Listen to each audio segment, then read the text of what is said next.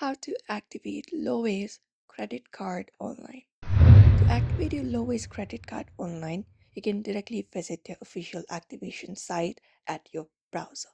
So go ahead and open up your browser first, and here in the search, you can basically type in lowes.syf.com/activate and hit enter, and you will be taken to this uh, section right here. So find this first link and go ahead and tap on it. And when you go ahead and tap on it, it will open up the link here where you can activate. So here you will be prompted to enter up your card number and the 3-digit security code located on the back of your card. Once that is done, you will need to provide personal details as the last 4 digits of your social security number.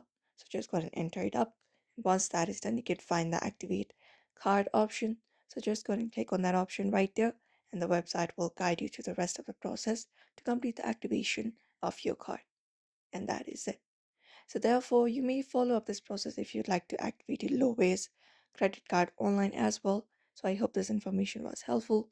Don't forget to give it a like and subscribe for more tips and tutorials.